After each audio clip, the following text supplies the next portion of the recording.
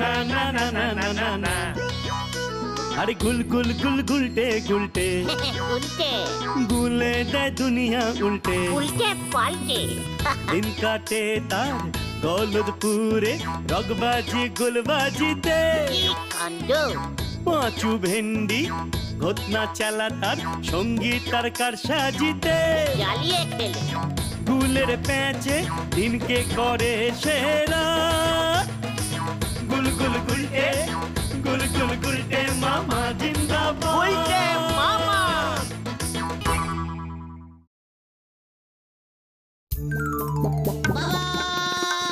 বাবা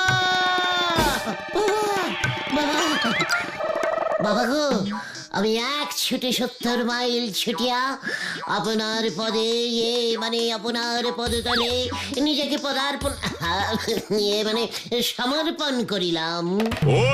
উঠে বস বৎস। বাবা মনে বড় কষ্ট।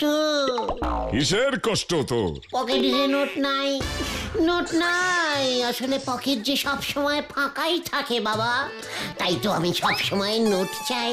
তোর দৌড়ে আমি খুশি হইয়াছি। এক ছুটে 70 মাইল। বাহ, আমার প্রতি তোর এই ভক্তি দেখিয়া আমি মুগ্ধ।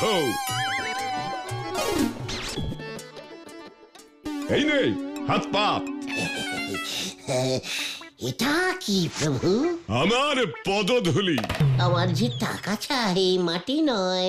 এই ধূলিকণা মাটি কাল সকাল হইলে খালি পেটে কপালে ঘষিয়া ঘষিয়া মাখিবি, তারপরে দেখিবি তোর কপাল কেমন খুলিয়া যাইবে। রাজা হইবি তুই, রাজা। এই কি আমি শুনছি? আমি রাজা হয়ে যাব? তার মানে আমার কাছে রাজকুশার ভর্তি টাকা পয়সা, হিরে জহরত মণি মুক্ত। ওরে বাবা, ওরে বাপরে, ওরে বাবা, কি স্বপ্ন দেখলাম আমি? সাধু বাবা বলল আমি রাজা হব। পদধূলি পদধূলি কোথায়? ধুলি চাই, আমি ধুলি মাখবো কপালে, ধুলি মাখবো। শেষ পর্যন্ত আমার কপালে যে রাজা হওয়া ছিল সেটা আমি আগে বুঝতেই পারিনি রে। কিছুদিন আগেও যদি বুঝতে পারতাম রে পাঁচু।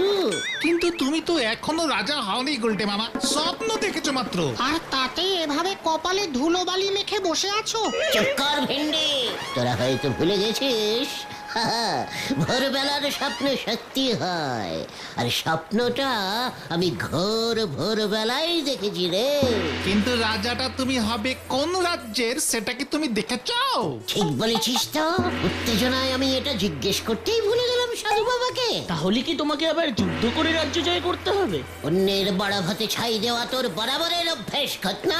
যেই দেখলি আমি রাজা হতে চলিয়ে আছি অমনি তুই টুপ করে একটা যুদ্ধ ঢুকিয়ে দিলি। কিন্তু সত্যিই তো, রাজা হতে গেলে একটা রাজ্য তো চাই। সাধু বাবা তো রাজ্যটার কথাই তোমাকে বললো না। এর জন্য বলি সব কাজ এত তাড়াহুড়ো করে করতে নেই গুলটে মামা। শোন গলদপুরের বলদ ছেলের দল, আমার কপালে রাজা হওয়া লেখা আছে যখন, তখন রাজ্য ঠিক একটা জোগাড় হয়ে যাবে। এই গুলটে মামা, বলছিলাম তোমার কপালটা আরেকটু ভালো করে পড়লে হয় না? রাজ্যের নামটাও লেখা থাকতে পারে। কথাটা মন্দ বলিস নি ভেন্ডি, তবে আমাদের এই গলদপুরে কপাল কে পড়তে পারে বলতো? কেন? আমাদের পাঁচুর বাবা ষষ্ঠীচরণ পুরোহিত জেঠু।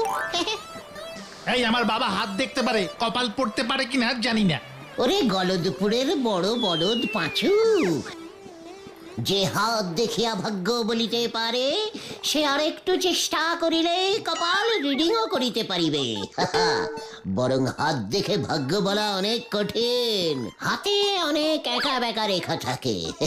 কপালে ওসব ঝামেলাই নেই, পুরো ক্লিয়ার। কিন্তু তুমি তো কপালে ধুলো মেখে আছো গুলটে মামা।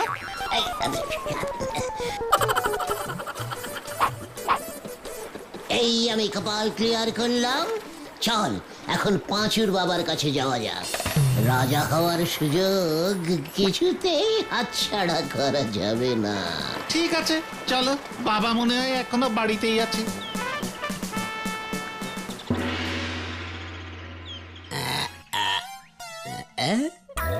কাম সারছে এইটা আমি কি দেখতাছি? কি দেখেছো বাবা? রাজ্যটার নাম কি গো? রাজ্যটা কি এদেশে না বিদেশে? এই যে গভীর একটা চক্রবর্তী রেখা দেখা যাইতাছে। হ্যাঁ, খুব গভীর। কিন্তু আমরা তো গুহ, চক্রবর্তী তো নয়। আহম্মক কোথাকার, বলি কিছুই বুঝাস না। তুই গুহই হোস আর যাই হোস, তোর কপালে যখন চক্রবর্তী রেখা দেখছি আমি, রাজা তুই হবি হবি। কিন্তু কিভাবে? এই যে একটা মোক্ষম প্রশ্ন করছস বটে। শোন, মন দিয়া শোন।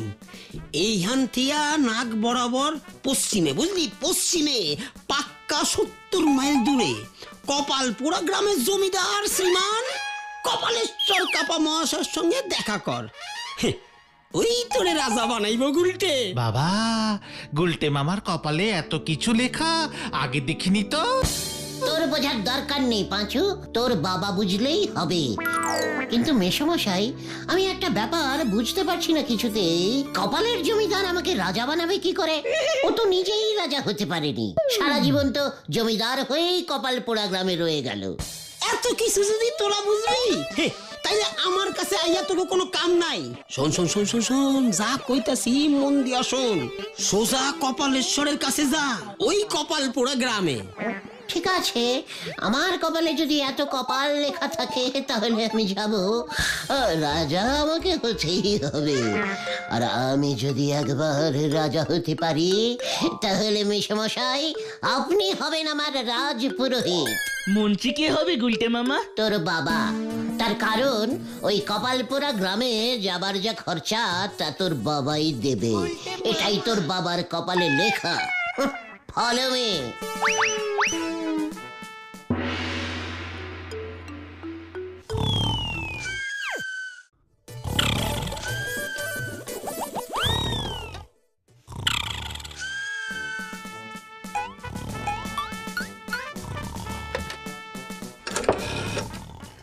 হ্যালো, এই আপনি ওই কপালপুরা গ্রামের জমিদার কপালেশ্বর বাবু কইতাছেন তো? তা ষষ্ঠী চড়েন নাকি?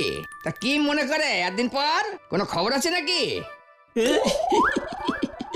খবর আছে, খবর আছে। আমাকে গলতপুরের সবচাইতে বড় বলদাটারে পাঠাইতাছি আপনার কাছে। দেখেন তো যে আপনার ওই মাইয়া ঝুমকা লতারে ওই বলদটার গলায় ঝুলাইতে পারেন কিনা। ছেলে কি করে? গুলতানি মাইরা দিন কাটায়, যারে কয় নিপাট বেকার। এমন ছেলে ছাড়া তো আপনার ওই ঝুমকা লতার জন্য পাত্র পাওয়া মুশকিল। কারণ এই ঘর জামাই পাওয়া না অত সোজা না। এই বলদটারে, এই বলদটারে আপনি এক কাজ করেন, ওই জমিদারির লোভ দেখান আর আপনার মাইয়ার লগে তারপরে সুখে শান্তিতে ঘর করব। নয়তো আপনার জমিদারি যা অবস্থা, এই বাজারের থেকে আর ভালো ঘর জামাই পাইবেন না। ঠিক আছে, কালই পাঠায় দাও তাহলে। রাজ্য সহ রাজকন্যার লোভ দেখাইবেন, মনে থাকে জানো? আচ্ছা আচ্ছা, আমি এখন ফোনটা রাখলাম, বুঝলেন তো? একবার যদি দাওটা লাইগা যায় তাইলে মোটা আমদানি হইব।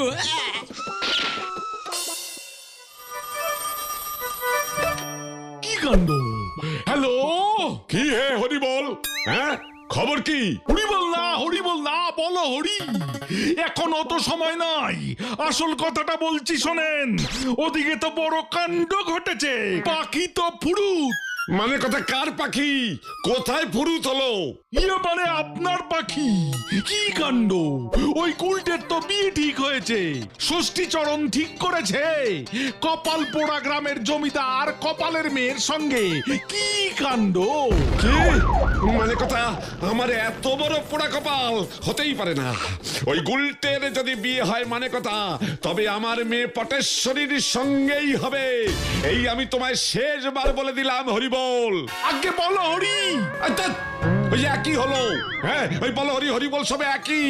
তুমি এখনই এই বিয়ে আটকাও, নয়তো রোজ সকালে লাউ, কুমড়ো, কাতলা মাছ সব বন্ধ। কি কাণ্ড! এবার আমি কি করি? মানে কথা, ওই পোড়া কপাল গুলটেকে আটকাও, কিছুতেই যেন ও ওই কপাল পোড়া গ্রামে যেতে না পারে। তা না হলে কিন্তু তোমার কপাল পুড়বে এবার হরি বল। আগে বলো হরি। আমি জানতাম ঘটন তোর বাবা আমাদের 1 টাকা দিয়েও সাহায্য করবে না। হাহ, আমি তো অনেক করে বললাম, এর থেকে বেশি বললে আমার ওই কপাল পোড়া গ্রামে যাওয়াটাই আটকে দিত।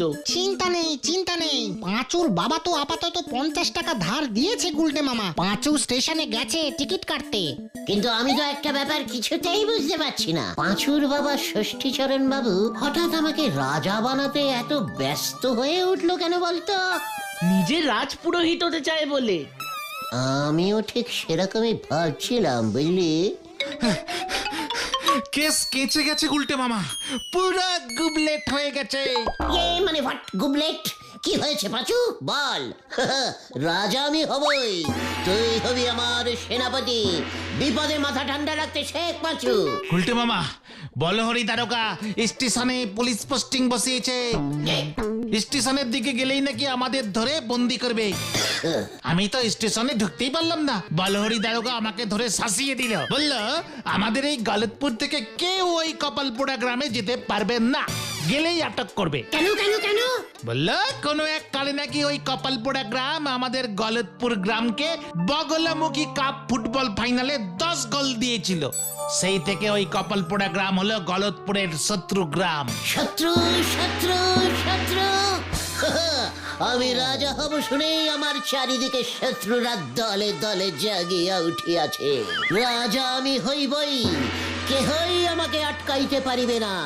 কপালের লিখন মন্ডন করা যাইবে না। আমরা বলছি যে ওটা খণ্ডন হবে গুলটে মামা। সে যাই হোক, শোন, গলদপুরের বলদ ছেলের দল আমার এখন কোন সৈন্য দল নাই। তাই ওই বলহরি দারোগার পুলিশ দলের সঙ্গে সরাসরি যুদ্ধ ঘোষণা করা যাইবে না। খানিক বুদ্ধি খরচা করিতে হইবে। বুদ্ধি তোমার? মানে কি বুদ্ধি গুলটে মামা? আমার একখানি খাটিয়া চাই। খাটিয়া? ইয়েস, খাটিয়া। ওই হারুদের আছে, ওর দাদু খাটিয়ায় বসে রোদ পোহাতো। ওর দাদু পটল তোলার পরে এখন খাটিয়াটা এমনিই পড়ে আছে। ওই হারু শুদ্ধ ওর দাদুর খাটিয়া আমার চাই। আর আমাদের যা করবার কাল সকালের মধ্যেই করতে হবে। সময় কম, হাতে সময় কম। শোন সকলে,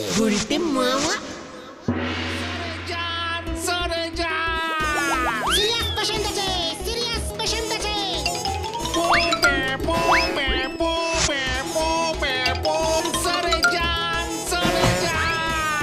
সিরিয়াস পেশেন্ট আছে, সিরিয়াস পেশেন্ট আছে। স্যার সরে যান, সরে যান, সরে যান, সরে যান। কি কাণ্ড, কার আবার কি হলো? আমাদের ষষ্ঠীচরণের ছেলে পাঁচু না? এই এই এই থাম থাম থাম থাম থাম থাম থাম। কার আবার কি হলো? কেউ গেল নাকি? কি স্যার, আপনি এখনো এখানে আর ওদিকে গোবিন্দ বাবু? কি কাণ্ড, আমাদের গোবিন্দ বাবু এই অকালে! এ কি, আমি তো ওর জন্যই এখানে। কি কাণ্ড! এই না না, গোবিন্দ বাবু না, ওনার ঠাকুমা সিরিয়াস অবস্থা। এই যায় আর কি। আমাদের গলতপুরে তো অ্যাম্বুলেন্স নেই, তাই আমরা এইভাবে ওনাকে হাসপাতাল নিয়ে যাচ্ছি। সরে যান। প্যাপো প্যাপো প্যাপো প্যাপো। কি কাণ্ড, আগে বলবি তো। গোবিন্দ বাবুর ঠাকুমা সে তো অনেকদিন আগেই গত হয়েছিলেন বলে শুনেছিলাম। প্যাপো প্যাপো, ভুল শুনেছিলেন। গোবিন্দ বাবু ওনার ঠাকুমাকে খুব ভালোবাসতেন। গোবিন্দ বাবু খুব ভেঙে পড়েছেন। প্যাপো। জানি না বাঁচানো যাবে কিনা। প্যাপো, আপনি এক্ষুনি গোবিন্দ বাবুর কাছে যান, আপনাকে খুঁজছিল। বলছিল এই বিপদের দিনে ওই হরিবলটা এলো না, খুব রেগে যাচ্ছিল। বলছিল আমি আর হরিবলকে লাউ কুমড়ো পাঠাবো না।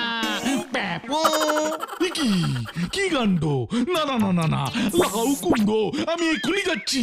কি বিপদ! এই তোরা চল, সকলে চল। লাউ কুমড়ো গেল আমার, চল।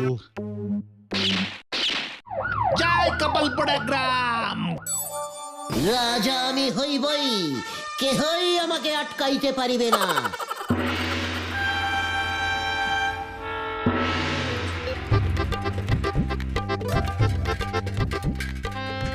পাঁচু, তোর বাবা হঠাৎ করে আমার এত ভালো কেন করলো বলতো? সেটাই তো বুঝতে পারছি না গো। সে তোকে বুঝতে হবে না। তাছাড়া আমার সঙ্গে সঙ্গে তোরও তো কপাল ফিরে গেল। আগে তুমি রাজাটা হও। এই শেষবারের মতো রিক্সা চড়ে নে। এরপর তো সবসময় রথে চড়ে এদিক সেদিক যেতে হবে।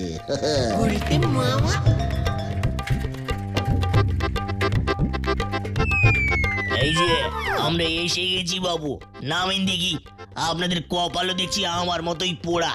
দেন দেন, 7 টাকা 12 আনা দেন। পাঁচু, ভাড়াটা দিয়ে দে।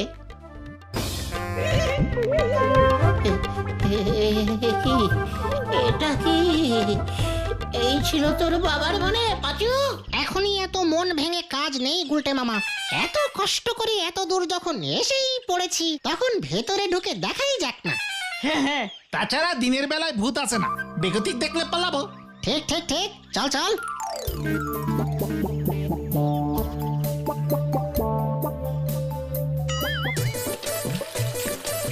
ওই তো দেখো উল্টে মামা, জমিদারের বাগানের মালি হবে, ওনাকেই আগে জিজ্ঞাসা করো না। হ্যাঁ হ্যাঁ, ইয়ে মানে এই যে দাদু, শুনছেন?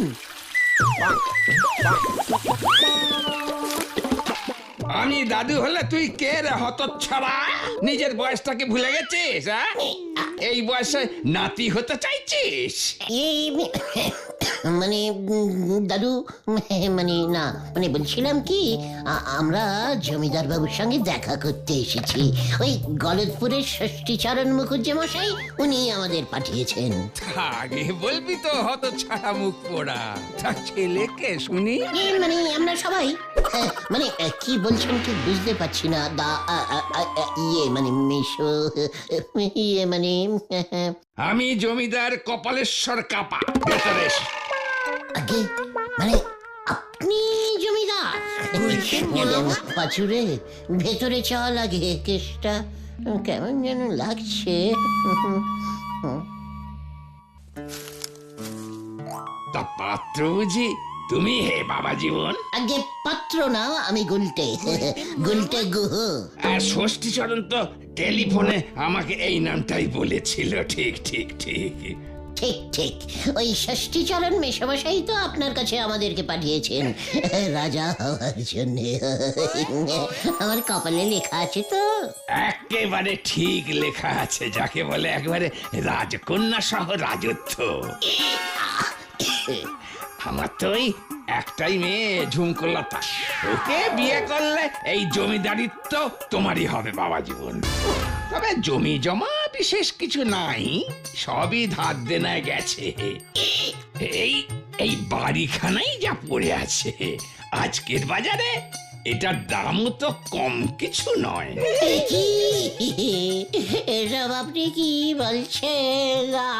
আমি বিয়ে করবো না। পাঁচু, তোর বাবার মনে ছিল শেষ পর্যন্ত? ইয়ে মানে জমিদার মেশামশাই, আমি বেকার, মানে কোনো রোজগার করি না, বুঝতে পারছেন? খালি রাজা হতে চাই। এমন বাজে পাত্রর সঙ্গে কখনোই আপনার মেয়ের বিয়ে আপনি দেবেন না। কিরে, তোরা কিছু বলছিস না কেন? ষষ্ঠীচরণ তো একেবারে ঠিক পাত্র দিয়েছেন। আমি তো এমনই চালচলহীন বেকার পাত্র খুঁজছিলাম। বাবা জীবন, একদম চিন্তা করো না, ঘর জামাই থাকবে, দুবেলা দুমুঠো খেতে পাবে, আর তার বদলে আমাকে আর আমার মেয়েকে দেখে শুনে রাখবে। হ্যাঁ, পাঁচু, আমি তোকে ছাড়বো না। আমি আর রাজা হব না।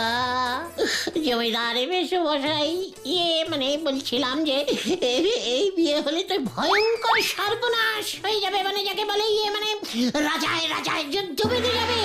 যুদ্ধ? কার সাথে? কেন? ওই যে আমাদের গলদপুরের গোবিন্দ গুছাইত আছে না, বিশাল ঝোলাগুড়ের ব্যবসায়ী, ওর একমাত্র মেয়ে ভারী সুন্দরী পটিয়সী শ্রীমতী পটেশ্বরীর সঙ্গে আমার তো বিয়ে ফাইনাল হয়ে গেছে। এখন কি হবে? তাহলে ওই ষষ্ঠীচরণ পুরোহিত তোকে পাঠালো কেন? ইয়ে মানে ফুটবল খেলতে না, মানে রাজা হওয়ার জন্য। আমি এক্ষুনি গোবিন্দ বাবুকে ফোনে বলছি, বিয়ে আমার মেয়ের সঙ্গেই হবে। কি? না না না না না, আমি তো পটুকে খুব ভালোবাসি। তাই বুঝি বাসাচ্ছি তোকে ভালো ভূতা এইগুলোকে এই ঘরে বন্ধ করে রাখ, পালাতে যেন না পারে। আমি আজ রাতেই ঝুমকলতের বিয়ে দেব, ওই উল্লুকটা যেন পালাতে না পারে, সঙ্গে ওর সাকরেত গুলো। যাই আমি বিয়ের আয়োজনটা করি গিয়ে। আমি দরজার বাইরে পাহারায় আছি। ওরে বাবা,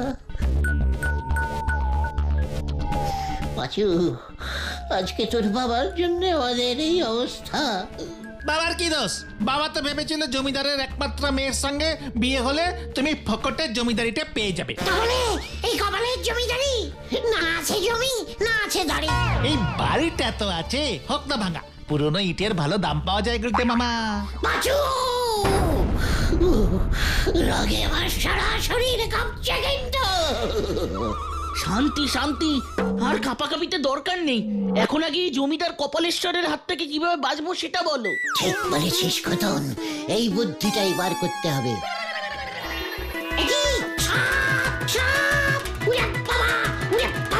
কোথায় কোথায় সাপ?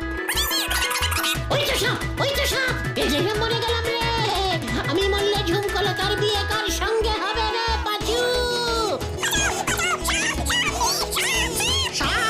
কাহা সাপ, কাহা সাপ, কাহা?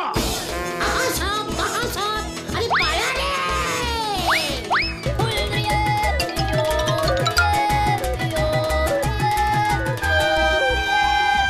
অল্পের জন্য তুমি বেঁচে গেলে গুলটে মামা, তোমার বিয়ে হয়ে গেলে আমরা যে তোমাকে হারাতাম গুলটে মামা। আমি ওই পাঁচুর বাবা ষষ্ঠীচরণ পুরোহিতকে ছাড়বো না। কোথায় কোথায় গুলটে? মানে কথা, ও আমার মেয়েকে এত ভালোবাসে জানতাম না তো। আরে আরে, ওই তো গুলটে। গুলটে আমাকে বিয়ে করবে, ইস, কি লজ্জা। গুলটে মামা দেখো সামনে কে, ওদের কাছে খবর পৌঁছে গেছে যে তুমি পটেশ্বরীকে বিয়ে করতে চাও, পালাও। গুলটে, বাবা পালিয়ে গেল। এই এই একই একই, ওই ওই ওই ওই ওই ওই ওই ওই, ধর ধর ওকে।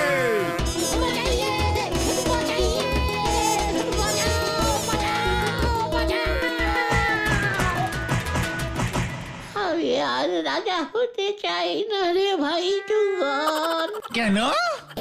রাজা হলে আমি কি তোদের সঙ্গে আড্ডা আর মারতে পারবো রে? গলে দুপুরের বলদ ছেলের দল, ফোকটে আমাদের আড্ডাটাও বন্ধ হয়ে যাবে, আর আড্ডা ছাড়া যে আমার জীবন বৃথা হয় টুগন। তাই আমি তোদের গুলটে মামা হয়েই থাকতে চাই, আর আড্ডা মেরে এই জীবনটা অতি কষ্টে হেসে খেলে কাটিয়ে দিতে চাই।